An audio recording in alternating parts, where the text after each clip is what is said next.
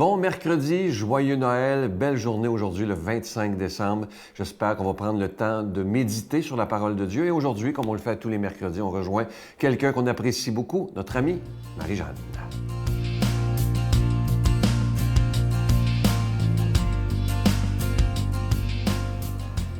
Bonjour à tous. Ce matin, je ne peux passer à côté de cette phrase.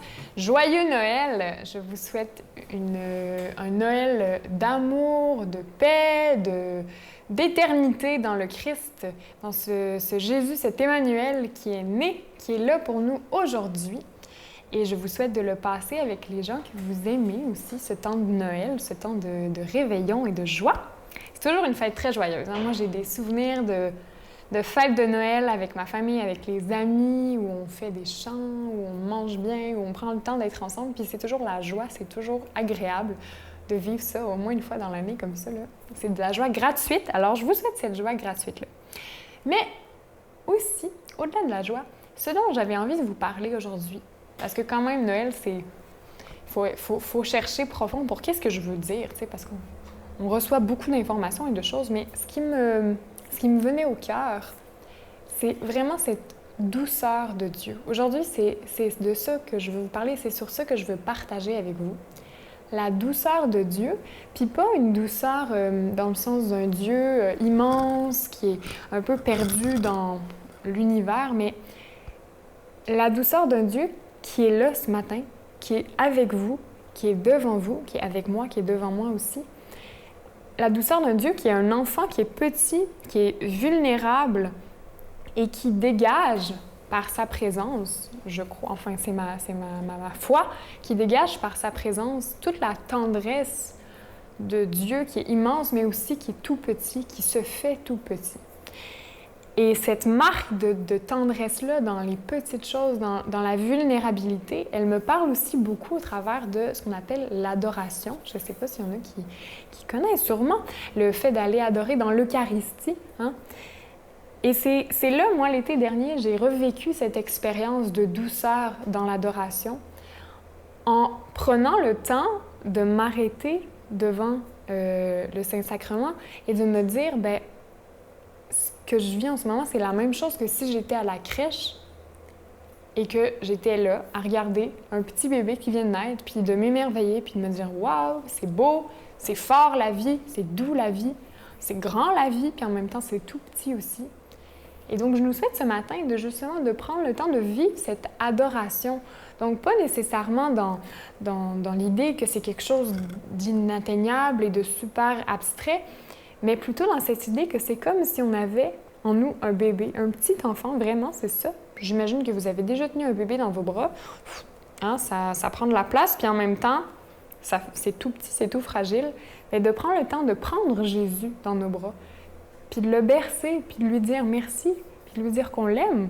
Puis parce que lui, au travers de ça, il va aussi nous transmettre tout l'amour qu'il a pour nous. Il vient pour nous aimer, il vient pour nous sauver et pour faire de l'amour la raison de notre vie, faire de l'amour tout ce qui nous nourrit. Et donc, je vous souhaite de bercer ce bébé Jésus ce matin et de vous laisser bercer aussi par lui, par Marie et par l'amour de vos familles et de vos amis. Et je vous dis à très bientôt. Joyeux Noël!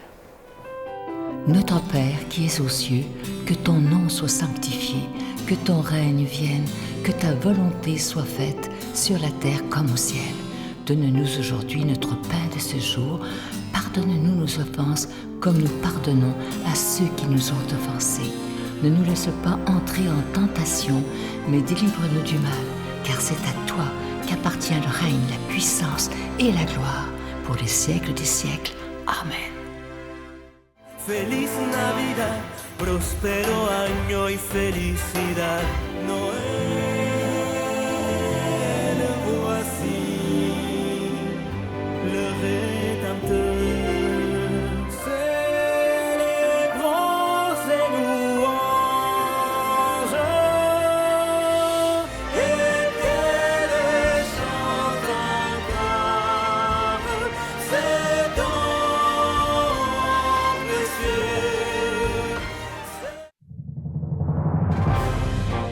compagnie du père Michel Marie, Marcia Pilote, Sœur Angèle, Éloi Gillard, Stéphane Roy, Brigitte Bédard et Sylvain Charon. En chanson, Mélissa Bédard, Georgia Fumanti, Jessica Poulain et Miguel Padilla. Et un mini-spectacle de l'unique Natacha Saint-Pierre et Grégory Turpin. Les 6 et 7 juin 2020 à 13h et 19h à la salle Maurice-Aubry de Sherbrooke. À réserver rapidement au 514-523-4433 ou sans frais au 1-888-811-92-91.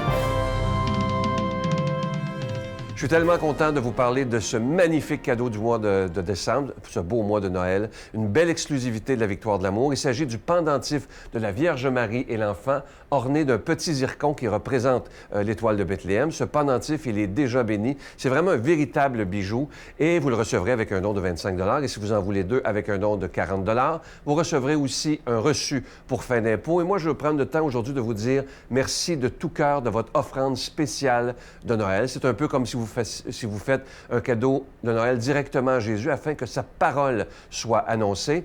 Et lorsque vous faites un don, je vous en parle depuis quelque temps, vous devenez des protecteurs de la foi parce que c'est grâce à vous que la parole de Dieu est annoncée. Je vous donne l'adresse. La Victoire de l'amour, case postale 120, succursale Boucherville à Boucherville, le J4B 5E6, je vous la redonne. La Victoire de l'amour, case postale 120, succursale Boucherville à Boucherville, le J4B 5E6. Également par téléphone, par carte de crédit, dans le 514-523-4433, 523-4433 ou sans frais, le 1-888-811-9291, 1-888-811-9291 et aussi sur notre site Internet, le www.lavictoiredelamour.org. Je vous rappelle que quand vous faites votre don par Internet, ne soyez pas inquiets, notre site il est sécurisé, donc c'est extrêmement rapide, sécuritaire et efficace. Je vous rappelle, le www.lavictoiredelamour.org. Et ce magnifique cadeau, il est déjà béni, comme je vous disais. Regardez-le à l'écran, il est absolument magnifique. Merci de tout mon cœur de votre grande générosité en cette période de Noël.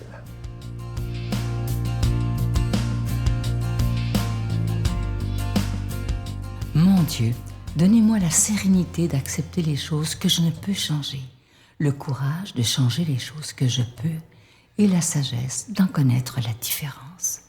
Amen.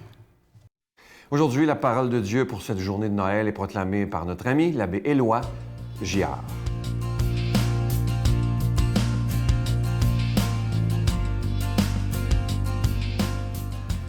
Bon matin, chers amis. Joyeux Noël à vous tous et toutes. On ne se contentera pas, comme dans notre monde qui a peur des réalités spirituelles, de dire « joyeuse fête ». Non, non, non.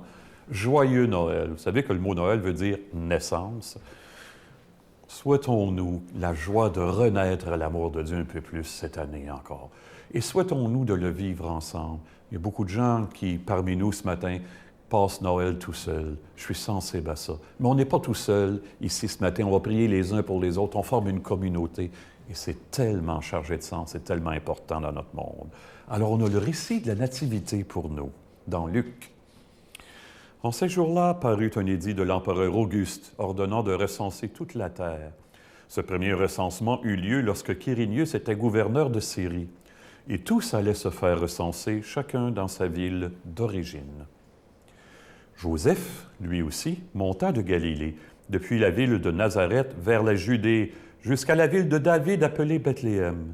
Il était en effet de la maison et de la lignée de David. Il venait se faire recenser avec Marie, qui lui avait été accordée en mariage et qui était enceinte. Or, pendant qu'ils étaient là, le temps où elle devait enfanter fut accompli. Et elle mit au monde son fils premier-né.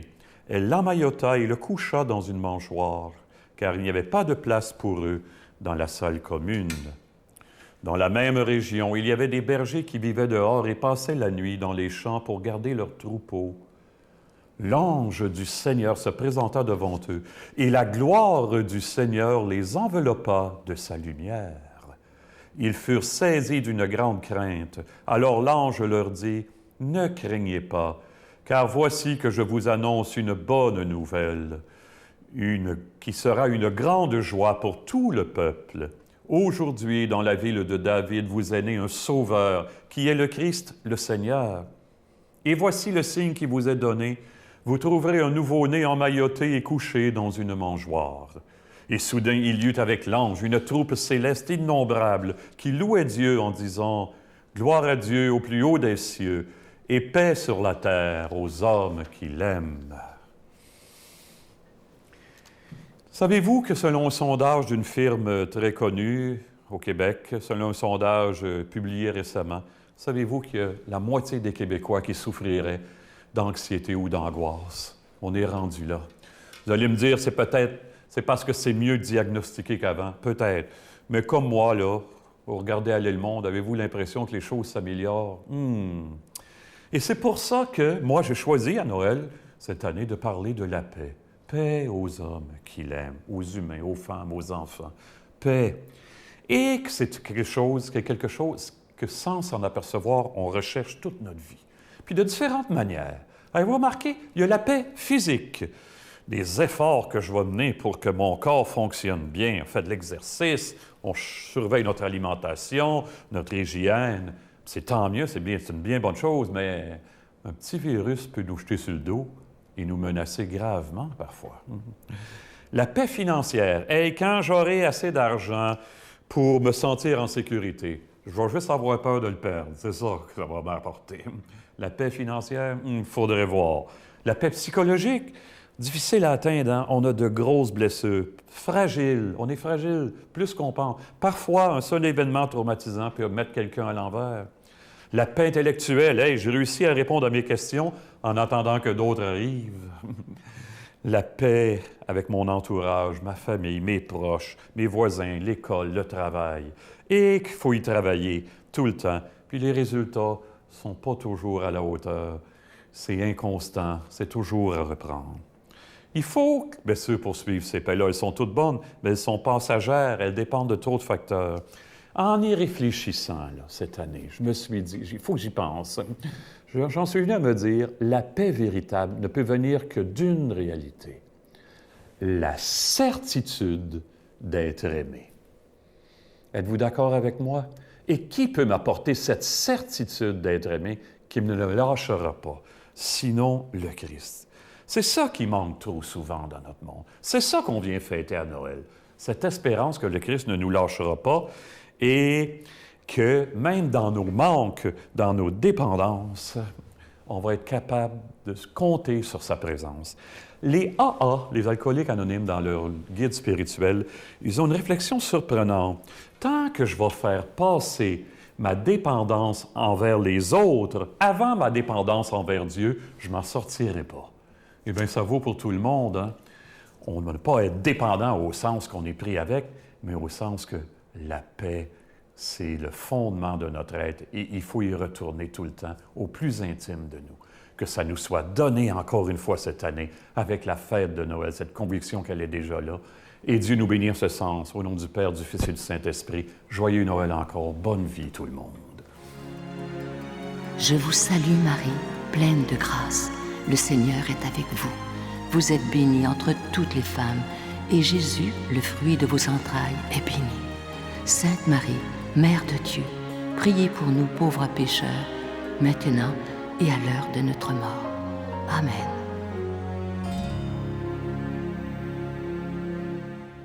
Il me reste que le temps de vous souhaiter un très, très joyeux Noël. J'espère que vous passerez des beaux moments en famille avec vos amis et surtout, soyez très prudents sur les routes. On veut perdre personne. Je vous souhaite une belle journée.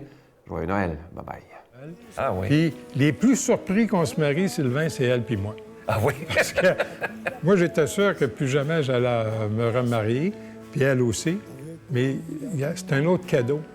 C'est un beau cadeau, hein? C'est un cadeau qui est arrivé. Ça, j'appelle ça... Je ne l'ai pas demandé, ça. Mais Ça vient avec bon la Dieu, vie il en fait des abondance. surprises aussi. Ainsi s'en vont les années de la vie en nous laissant